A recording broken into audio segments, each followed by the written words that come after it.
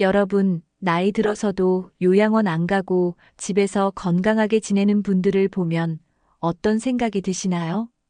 부럽다, 나도 저렇게 살고 싶다. 이런 생각 한 번쯤 해보셨죠? 그런데 이분들 그냥 운이 좋아서 이렇게 사는 걸까요? 아니면 타고난 건강 덕분일까요? 물론 유전적인 영향도 있겠지만 사실 그보다 더 중요한 게 있습니다. 바로 생활 습관과 건강 관리 방법입니다. 나이 들어도 집에서 잘 지내는 분들을 보면 공통적인 특징이 있어요. 뭔가 특별한 운동을 하는 것도 아니고 비싼 보약을 먹는 것도 아니에요. 하지만 아주 작은 습관 하나하나가 쌓여서 건강한 삶을 만들어냅니다. 오늘은 요양원 걱정 없이 집에서 건강하게 지내는 어르신들의 특별한 비법 6가지를 알려드릴게요. 영상 끝까지 보시면 여러분도 지금 당장 실천할 수 있는 방법을 알게 되실 겁니다. 자, 그럼 첫 번째 비법부터 시작해 볼까요? 집에서 건강하게 지내는 분들의 가장 큰 공통점, 바로 걷기 습관입니다. 하루에 몇 시간씩 운동하는 게 아니라 매일 조금씩이라도 걷는 것이 중요합니다. 아침에 동네 한 바퀴 돌거나 집 안에서라도 계속 움직이려는 노력이 필요합니다. 걸으면 혈액순환이 좋아지고 몸이 가벼워집니다. 특히 하체 근력이 유지되면 낙상 위험이 줄어듭니다. 걸을 때는 등을 곧게 펴고 발을 땅에 부드럽게 디디는 게 중요합니다. 너무 빠르게 걷지 않아도 괜찮습니다. 자기 몸에 맞는 속도로 걷는 게 핵심입니다. 하루에 30분 걷기가 어렵다면 10분씩 3번 나눠서 걸어도 됩니다. 걸으면서 팔을 크게 흔들면 상체 운동 효과도 볼 수 있습니다. 친구나 가족과 함께 걸으면 더 즐겁고 꾸준히 할 수 있습니다. 비 오는 날이나 추운 날은 집 안에서 제자리 걷기라도 해보세요. 중요한 건 매일 하는 것. 습관이 되면 몸이 스스로 걷고 싶어집니다.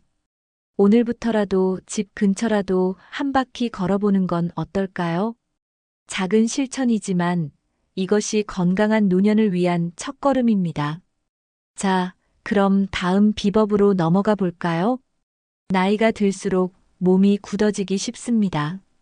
그래서 하루 10분이라도 온몸을 쭉쭉 늘려주는 스트레칭이 필수입니다. 아침에 일어나자마자 기지개를 켜면서 몸을 깨우는 것부터 시작해 보세요. 의자에 앉아 허리를 천천히 돌리거나 목을 좌우로 부드럽게 돌리는 것도 좋습니다. 손을 머리 위로 쭉 올리고 옆으로 기울이는 동작은 허리와 옆구리 근육을 풀어줍니다. 다리를 뻗고 앉아 발끝을 잡으려는 동작도 유연성 향상에 도움됩니다. 스트레칭을 하면 몸이 개운해지고 혈액순환이 원활해집니다. 특히 아침과 저녁 꾸준히 하면 허리 통증 예방에도 효과적입니다. 너무 힘들지 않도록 본인 몸 상태에 맞게 하는 게 중요합니다. 숨을 깊이 들이마시면서 천천히 늘려야 근육이 부드럽게 풀립니다. 너무 무리해서 아픈 동작을 하면 오히려 근육이 놀랄 수 있습니다. TV를 보면서 할 수 있는 간단한 동작부터 시작해 보세요. 스트레칭이 끝난 후에는 가볍게 몸을 털어주며 마무리합니다. 하루에 한 번 꾸준히 하는 게 가장 중요합니다. 몸이 가벼워지는 느낌을 경험하면 스트레칭이 습관이 될 거예요. 단순한 걷기나 스트레칭도 좋지만 자신이 즐길 수 있는 운동을 찾는 게 중요합니다. 요가, 태극권, 실내 자전거, 가벼운 근력 운동 등 다양한 선택지가 있습니다.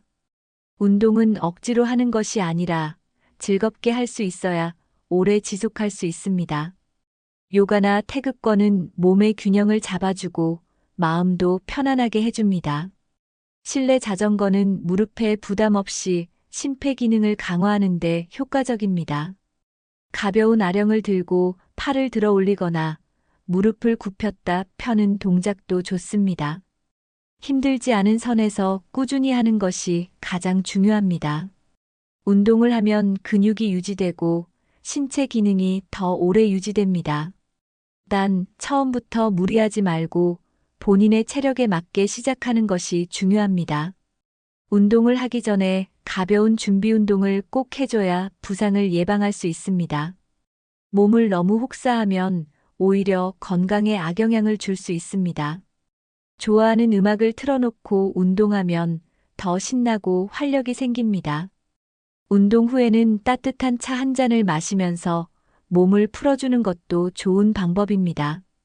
중요한 건 매일 꾸준히 실천하는 것입니다. 오늘부터 자신에게 맞는 운동 하나만이라도 시작해 보세요. 나이가 들수록 근육량이 줄어드는 것 알고 계시죠? 근육이 없으면 몸이 약해지고 쉽게 피곤해집니다. 그래서 단백질 섭취가 필수입니다. 단백질이 부족하면 근육이 줄어들고 활동력이 떨어질 수 있습니다. 고기, 생선, 두부, 계란, 콩 같은 단백질을 매 끼니 꼭 챙겨야 합니다.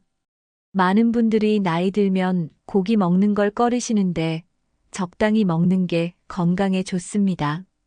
육류가 부담스럽다면 생선이나 두부, 계란으로도 충분한 단백질을 섭취할 수 있습니다. 특히 닭고기나 생선 같은 부드러운 단백질이 소화도 잘 됩니다. 우유나 요구르트 같은 유제품도 단백질 보충에 도움이 됩니다.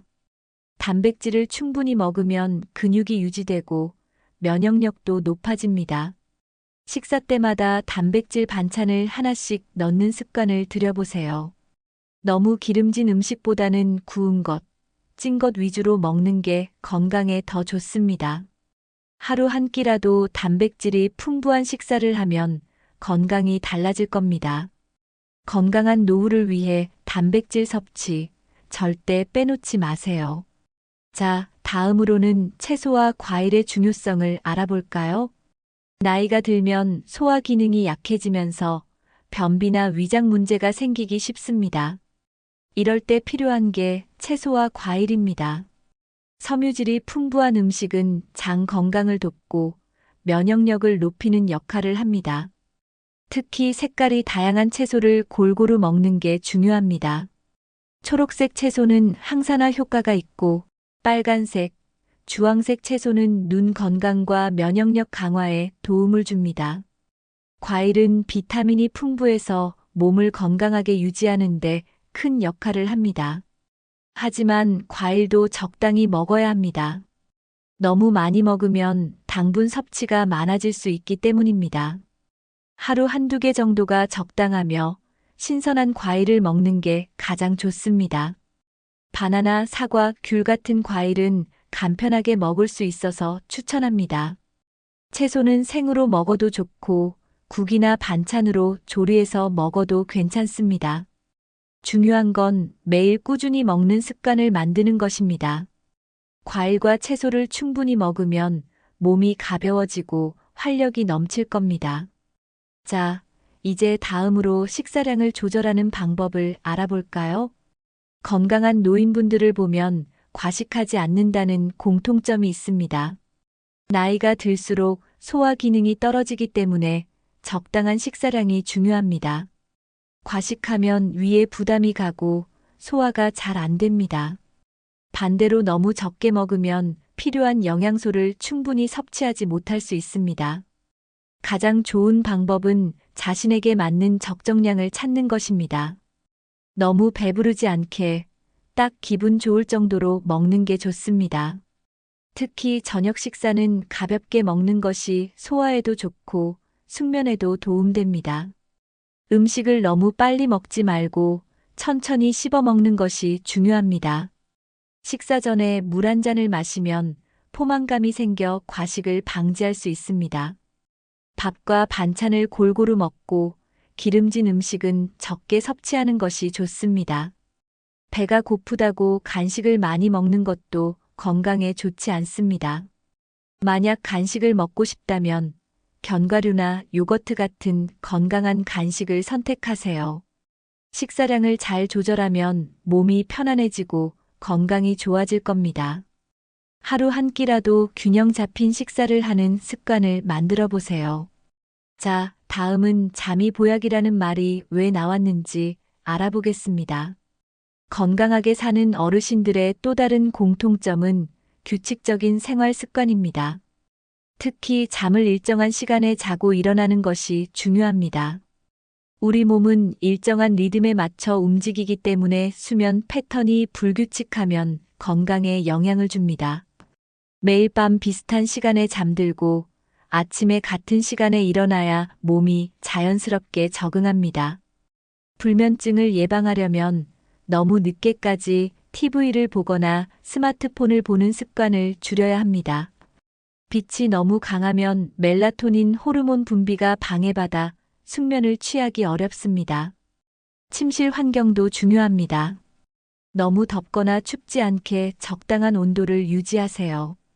너무 두꺼운 이불보다는 가볍고 편안한 이불이 숙면에 도움이 됩니다. 저녁 시간에는 커피나 녹차 같은 카페인 음료를 피하는 것이 좋습니다. 잠들기 전에는 책을 읽거나 가벼운 명상을 하면서 몸을 이완시키는 것도 좋은 방법입니다. 규칙적으로 자고 일어나면 낮 동안의 피로가 덜하고 하루를 더 활기차게 보낼 수 있습니다. 하루만 늦게 자도 다음날 피곤함이 쌓이고 면역력에도 영향을 줍니다. 수면 시간이 부족하면 기억력과 집중력도 떨어질 수 있습니다. 건강한 삶을 위해서라도 매일 같은 시간에 잠자리에 드는 습관을 만들어 보세요. 그럼 다음으로 낮잠을 어떻게 자야 건강에 좋은지 알아볼까요? 많은 어르신들이 낮잠을 즐기지만 낮잠도 적당히 자는 것이 중요합니다. 낮잠을 너무 오래 자면 오히려 밤에 잠이 안 와서 생활 리듬이 깨질 수 있습니다. 이상적인 낮잠 시간은 20분에서 30분 정도입니다. 짧게 자면 뇌가 개운해지고 오후에도 활력을 유지할 수 있습니다. 1시간 이상 낮잠을 자면 밤에 잠들기 어려워지고 수면의 질이 떨어질 수 있습니다. 낮잠을 잘 때는 너무 어둡지 않은 곳에서 가볍게 눕는 것이 좋습니다. 소파에 기대서 잠깐 눈을 감는 것도 뇌를 쉬게 하는 좋은 방법입니다. 점심을 먹고 나서 잠깐 눈을 붙이는 것이 가장 이상적입니다. 너무 늦은 오후에 자면 밤잠을 방해할 수 있으니 주의해야 합니다. 낮잠 후에는 가벼운 스트레칭을 하면서 몸을 깨우는 것이 좋습니다. 낮잠을 잘 활용하면 집중력과 기분이 좋아지고 피로감이 줄어듭니다. 하지만 매일 너무 긴 낮잠을 자면 밤잠에 영향을 미쳐 오히려 건강을 해칠 수 있습니다. 적당한 낮잠 습관을 만들면 오후에도 활력 넘치는 하루를 보낼 수 있습니다. 오늘부터 낮잠을 너무 오래 자고 있지는 않은지 한번 체크해 보세요. 다음으로 저녁에는 어떤 음식을 피해야 숙면에 도움이 되는지 알아보겠습니다. 저녁 시간에 무엇을 먹느냐에 따라 수면의 질이 달라질 수 있습니다. 특히 커피, 녹차, 초콜릿 같은 카페인이 들어간 음식은 피하는 것이 좋습니다. 카페인은 몸을 각성시키는 작용을 해서 밤에 쉽게 잠들기 어렵게 만듭니다. 일부 사람들은 저녁 늦게 먹은 맵거나 기름진 음식이 위산 역류를 일으킬 수도 있습니다. 야식으로 라면이나 튀긴 음식을 먹으면 위가 부담을 느껴 숙면을 방해할 수 있습니다. 저녁은 너무 늦지 않게 먹고 가벼운 식사를 하는 것이 건강에 좋습니다. 수면을 돕는 음식으로는 바나나, 따뜻한 우유, 견과류 같은 것이 있습니다. 바나나는 마그네슘이 풍부해서 근육을 이완시키고 숙면을 돕는 효과가 있습니다. 따뜻한 우유는 몸을 편안하게 해주어 쉽게 잠들 수 있도록 돕습니다. 견과류에는 멜라토닌이 포함되어 있어 수면 유도에 효과적입니다. 저녁에는 너무 배부르지 않게 가볍게 먹는 것이 가장 좋습니다. 특히 자기 전에는 물도 너무 많이 마시지 않는 것이 좋습니다. 수면 전 물을 많이 마시면 밤에 자주 깨서 화장실을 가야 할 수도 있습니다. 건강한 수면 습관을 위해 저녁 식단을 한번 점검해 보세요. 오늘부터 저녁 식사 습관을 조금만 바꿔도 숙면의 질이 확 달라질 수 있습니다. 건강하게 사는 어르신들을 보면 사람들과 소통하는 것을 즐긴다는 공통점이 있습니다. 나이가 들수록 외로움을 느끼기 쉬운데 외로움은 건강에도 큰 영향을 줍니다. 특히 혼자 지내는 시간이 많아지면 우울감이 생기고 기억력도 저하될 수 있습니다. 그래서 가족, 친구들과 자주 연락하고 만나려고 노력하는 것이 중요합니다. 직접 만나는 것이 어렵다면 전화나 영상 통화라도 자주 하는 것이 좋습니다. 하루에 한 번이라도 누군가와 이야기를 나누면 마음이 한결 가벼워집니다. 옛 친구들에게 먼저 연락하는 것도 좋은 방법입니다. 오랜만에 목소리 듣고 싶어서 전화했어. 이렇게 간단한 인사만 해도 기분이 좋아집니다. 요즘은 카카오톡이나 문자 메시지를 활용하면 더 쉽게 연락할 수 있습니다. 대화하는 습관이 있으면 기억력 유지에도 도움이 되고 스트레스도 줄어듭니다. 혼자 시간을 보내는 것도 좋지만 누군가와 나누는 대화가 삶의 질을 높여줍니다.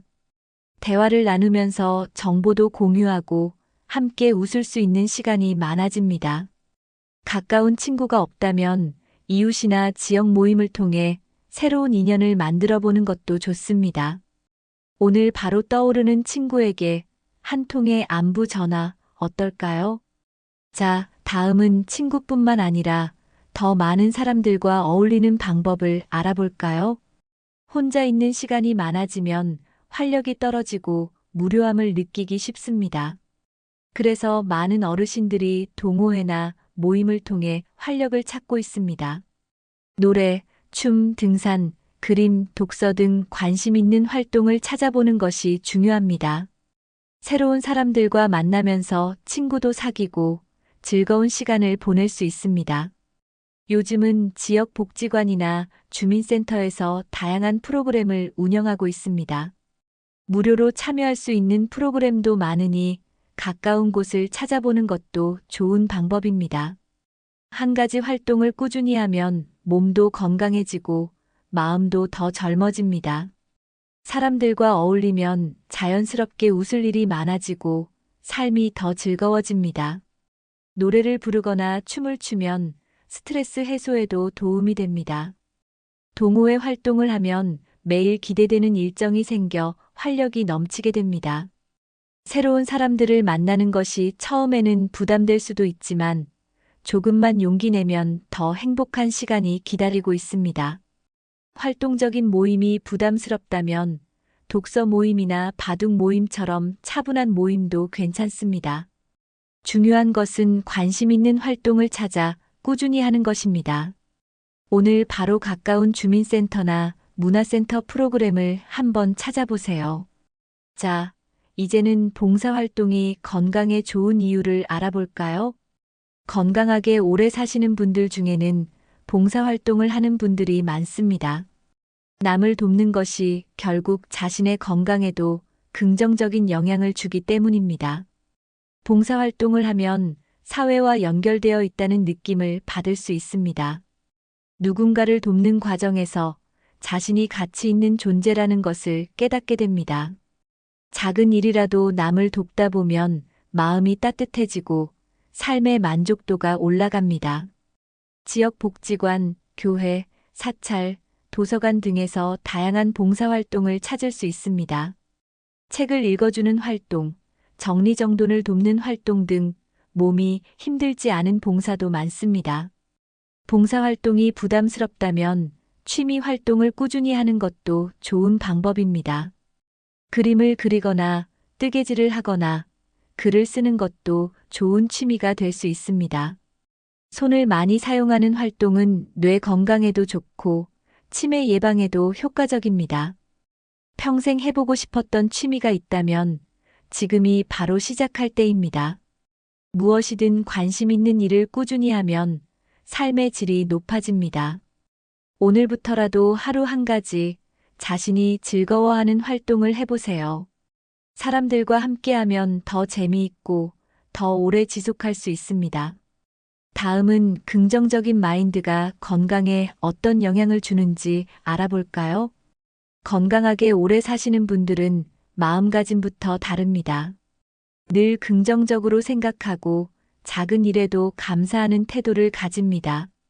같은 상황에서도 불평하는 사람과 감사하는 사람의 건강 상태는 크게 차이 납니다. 긍정적인 생각은 몸의 면역력을 높이고 스트레스를 줄이는 효과가 있습니다. 감사하는 마음이 많을수록 행복 호르몬이 분비되어 건강이 좋아집니다. 하루를 마무리할 때 좋았던 일을 떠올리고 감사하는 습관을 가져보세요. 예를 들면, 오늘도 무사히 하루를 보냈구나. 참 감사한 일이다라고 생각하는 겁니다. 가족이 옆에 있다는 것, 건강하게 밥을 먹을 수 있다는 것도 큰 축복입니다. 작은 일에도 감사하는 마음을 가지면 짜증이 줄어들고 마음이 편안해집니다. 주변 사람들에게 고마움을 표현하는 것도 좋은 에너지를 주고받는 방법입니다. 고맙다, 사랑한다, 덕분에 행복하다 같은 말을 자주 해보세요. 긍정적인 말을 많이 하면 자신의 기분도 좋아지고 건강에도 좋은 영향을 줍니다. 매일 아침 오늘도 좋은 하루가 될 거야 라고 스스로에게 말해보세요. 작은 변화가 쌓이면 몸과 마음이 건강해지는 걸 직접 느끼실 겁니다. 자, 다음은 걱정을 줄이는 방법을 알아볼까요?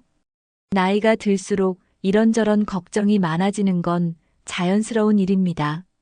하지만 지나친 걱정은 오히려 건강을 해치는 원인이 됩니다. 걱정한다고 해서 문제가 해결되는 것은 아닙니다. 오히려 스트레스가 쌓이면 면역력이 약해지고 몸이 쉽게 피로해집니다. 고민이 생겼을 때 한숨부터 쉬기보다는 해결 방법을 찾아보는 것이 좋습니다. 이 문제를 해결하기 위해 내가 할 수 있는 일이 있을까? 이렇게 생각해 보세요. 만약 해결할 방법이 없다면 그냥 흘려보내는 것도 하나의 지혜입니다. 걱정을 하느라 시간을 낭비하기보다는 좋아하는 일을 하면서 기분을 전환하는 게 중요합니다. 좋아하는 음악을 듣거나 가벼운 산책을 하면서 기분을 바꿔보세요. 책을 읽거나 새로운 취미를 가지는 것도 마음을 편안하게 하는 좋은 방법입니다. 너무 깊이 생각하지 말고 지금 이 순간을 즐기자라고 다짐해 보세요. 긍정적인 사람들과 어울리는 것도 스트레스를 줄이는데 도움이 됩니다. 불필요한 걱정을 줄이면 머릿속이 가벼워지고 몸도 더 건강해집니다. 내일의 걱정보다는 오늘을 행복하게 사는 것이 훨씬 더 중요합니다. 그럼 마지막으로 웃음이 건강에 미치는 놀라운 효과를 알아볼까요? 웃음이 건강에 좋다는 사실 다들 알고 계시죠? 실제로 많이 웃는 사람은 면역력이 강하고 병에도 잘 걸리지 않는다고 합니다. 웃을 때 나오는 엔도르핀이라는 호르몬이 스트레스를 줄이고 기분을 좋게 만듭니다. 웃으면 혈액순환이 잘 되고 심장 건강에도 긍정적인 영향을 줍니다. 얼굴 근육을 자주 사용하면 동안처럼 보이는 효과도 있습니다. 일부러라도 하루에 몇 번씩 크게 웃어보는 습관을 들이는 것이 좋습니다. TV에서 재미있는 프로그램을 보거나 유머 있는 책을 읽어보세요. 친구들과 농담을 나누고 즐거운 분위기를 만드는 것도 중요합니다. 나는 웃을 일이 없는데? 라고 생각하는 분들도 계실 겁니다. 하지만 웃음은 억지로라도 지으면 진짜 웃음이 된다고 합니다. 거울을 보고 활짝 웃어보는 것도 기분 전환에 도움이 됩니다. 웃을 일이 없어도 감사한 일을 떠올리면서 웃어보는 연습을 해보세요. 웃음은 몸과 마음을 동시에 건강하게 만들어주는 최고의 약입니다. 오늘부터라도 하루 한 번 크게 웃는 습관을 만들어 보세요. 다음은 건강 관리를 어떻게 해야 병원을 멀리할 수 있는지 알아보겠습니다. 건강하게 오래 사시는 분들은 병원을 멀리하지만 정기 검진은 절대 빼먹지 않습니다. 병이 생긴 후 치료하는 것보다 미리 예방하는 것이 훨씬 중요합니다. 아무리 건강해도 1년에 한 번은 꼭 건강검진을 받는 것이 좋습니다. 특히 혈압, 혈당, 콜레스테롤 수치는 꾸준히 체크해야 합니다. 초기에는 증상이 없는 병들도 조기 발견하면 치료가 훨씬 쉽습니다. 치과 검진도 중요합니다. 치아 건강이 전신 건강과 연결되어 있기 때문입니다. 시력이 나빠지거나 귀가 잘 안 들린다면 바로 검진을 받는 것이 좋습니다. 병원 검진 결과가 나쁘지 않더라도 꾸준히 건강을 관리하는 것이 중요합니다. 정기 검진을 받으면 마음도 편안해지고 건강한 생활을 유지하는 데 도움이 됩니다. 아픈 데 없으니까 괜찮겠지라고 생각하지 말고 미리미리 체크하는 습관을 가지세요. 검진을 받을 때는 의사에게 궁금한 점을 미리 정리해 가는 것도 좋은 방법입니다. 검진 결과가 좋다면 더 건강을 유지할 수 있도록 노력하는 계기로 삼으면 됩니다. 건강검진을 정기적으로 받으면 예방할 수 있는 병이 많아집니다. 여러분도 올해 건강검진을 받았는지 한번 확인해 보세요. 다음은 작은 증상도 그냥 넘기지 않는 습관이 중요한 이유를 알아보겠습니다. 건강한 노인분들의 또 다른 특징은 작은 변화에도 민감하게 반응한다는 점입니다. 이 정도쯤이야 괜찮겠지 하고 넘기면 작은 병이 큰 병으로 발전할 수 있습니다. 몸이 보내는 신호를 제때 알아채는 것이 건강을 유지하는 핵심입니다. 갑자기 소화가 잘 안 되거나 평소보다 쉽게 피곤해진다면 그냥 넘기지 마세요. 몸에 이상이 생기면 초기에 병원을 찾아 정확한 진단을 받는 것이 중요합니다.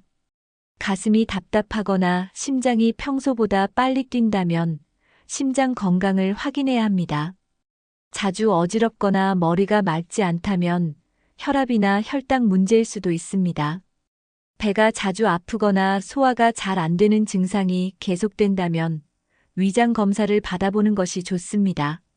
손발이 저리거나 감각이 둔해지는 증상도 그냥 넘기지 말아야 합니다. 작은 증상이더라도 몇 주 이상 계속된다면 반드시 병원을 방문하세요. 참으면 낫겠지라는 생각은 오히려 병을 키울 수 있습니다. 우리 몸은 항상 신호를 보내고 있으니 그 신호를 무시하지 않는 것이 중요합니다. 정기 검진을 받더라도 중간중간 몸 상태를 점검하는 습관을 들이세요. 건강한 노후를 위해서는 자신의 몸을 가장 잘 아는 것이 중요합니다. 다음으로는 약을 현명하게 먹는 방법을 알아볼까요? 나이가 들수록 여러 가지 약을 복용하는 경우가 많아집니다. 하지만 약을 과하게 먹으면 간과 신장에 부담이 될 수 있습니다. 건강하게 오래 사는 분들은 약을 신중하게 선택하고 꼭 필요한 것만 복용합니다. 병원에서 처방받은 약이라도 오랜 기간 먹어야 한다면 반드시 의사와 상담하세요. 같은 성분의 약을 중복해서 먹으면 부작용이 생길 수 있습니다. 특히 혈압약, 당뇨약, 콜레스테롤 약을 복용하는 분들은 주기적으로 상태를 점검하는 것이 중요합니다. 영양제도 필요 이상으로 많이 먹으면 오히려 건강을 해칠 수 있습니다.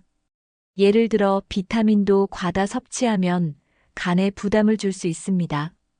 약을 먹을 때는 반드시 정해진 시간에 맞춰 복용하는 것이 효과적입니다.